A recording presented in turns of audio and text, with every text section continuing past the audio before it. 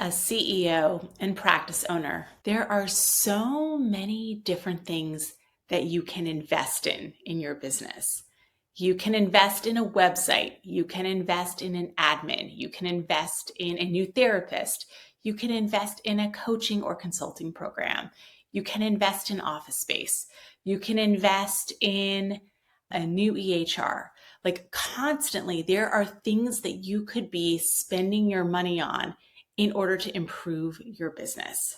One common question that people ask me is, there's so many choices. How do I choose what I'm going to invest in? So that's what I'm going to talk about today. How do you make these investment choices, and what kinds of thought processes are helpful when you just feel overwhelmed by options and you also need to be profitable at the same time? I think about investing in my business a lot. It's a multi-seven-figure business at this point. It's growing, I'm scaling it, and that means that I have a lot of areas where I can choose to invest. And I really believe in investing. So let's talk about what is an investment in your business. An investment in your business is money that you're spending in order to eventually earn more money in your business. That's what makes it an investment instead of just an expense. So for example, if I'm going to pay for coaching, I am paying with the idea that doing that coaching will allow me to make more money in the business than I would without the coaching. Or if I'm going to invest in a new website, which is actually something I'm investing in right now, I'm doing that with the idea, with the hypothesis and the risk tolerance that even though I'm spending money, I will make that money back by having improved client experience and by having better SEO and marketing. This will let me make the money back that I have.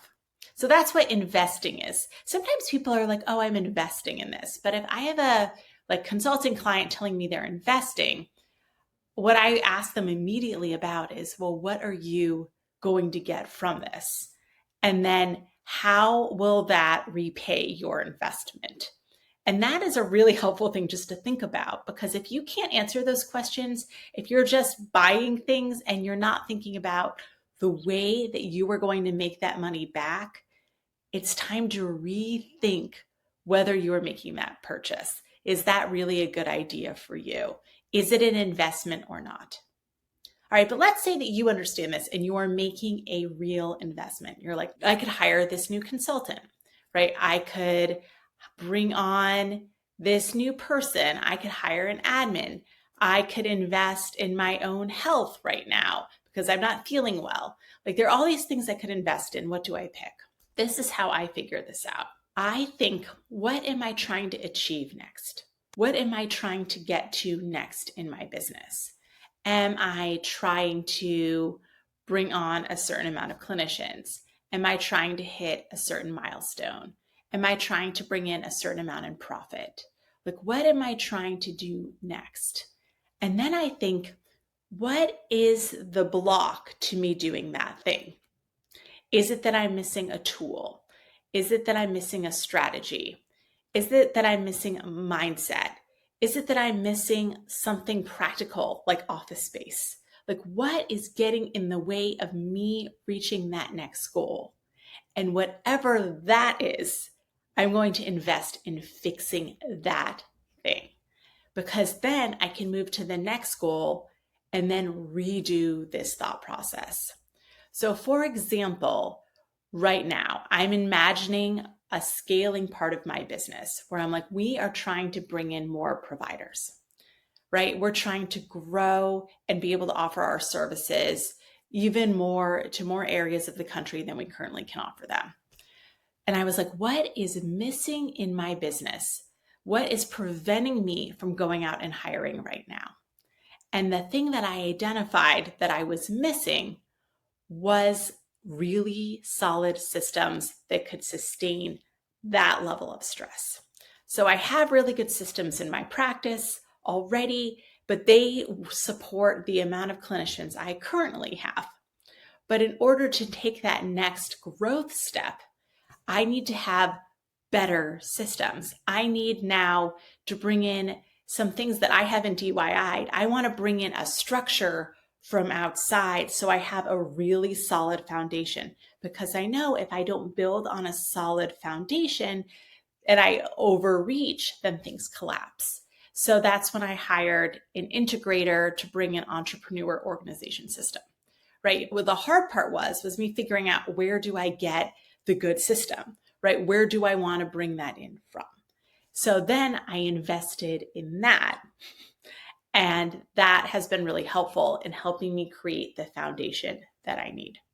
Does that make sense? You're like, what do I need? Or I had different points where I'm like, okay, well, in order to bring on like 3 more therapists, I probably need another admin because my admin staff is being taxed. They're too overwhelmed.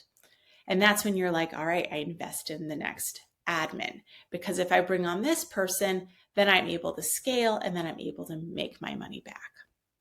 But maybe that's not the problem you're having, right? Maybe you're like, I know that I can grow this to something different, but I don't even know where to go, right? Like, I know I can build something cool, but I need to invest. I need to talk to someone who's already done this.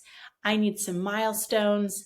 I need some really skilled consultation on what direction I should move in next.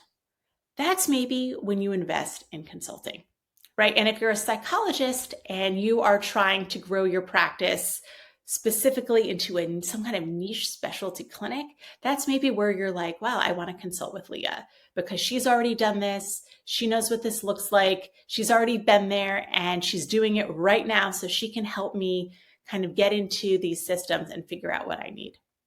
So that would be a great time to contact me.